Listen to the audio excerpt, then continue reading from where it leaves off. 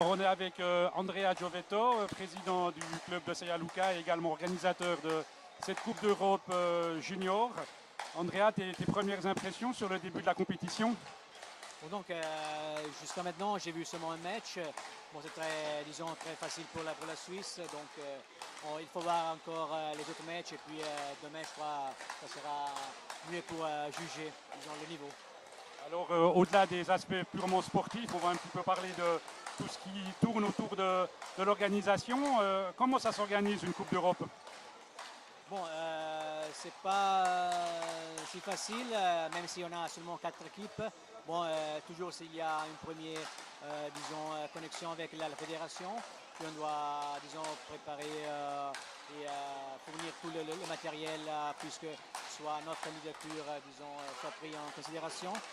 Et puis il y a tous les contacts avec les équipes, on organise des bus même à aller à l'aéroport, on organise avec la fédération d'aller avec des taxis, et puis les allogements, on donne les adresses, on peut faire des entraînements déjà le vendredi, donc il y a la cuisine, il y a beaucoup de choses à faire. Justement, il y a beaucoup de choses à faire. Il y a aussi beaucoup de choses à faire pendant la saison, parce que Sella Luca est un club avec beaucoup d'équipes, notamment au mouvement junior.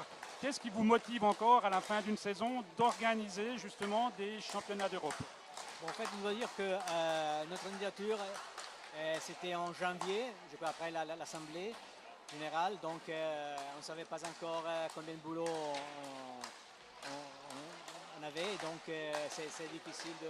Maintenant, oui, on arrive, on est un peu fatigué, mais la motivation, c'est qu'on a 6 joueurs de notre club qui étaient chinoises dans l'équipe, 6 ou 7, et donc ça c'est une motivation, mais même on voulait donner comment dire, un message à tous les clubs et puis à la Suisse, puisque le mouvement junior soit encore plutôt plus soutenu. Ouais.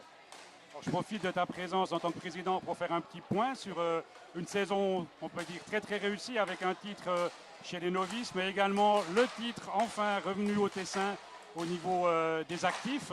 Je pense que tu es très satisfait.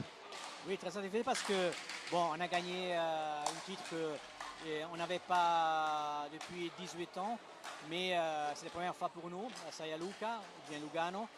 Et puis je trouve même cette année il y avait avec les novices, donc c'était vraiment une saison extraordinaire.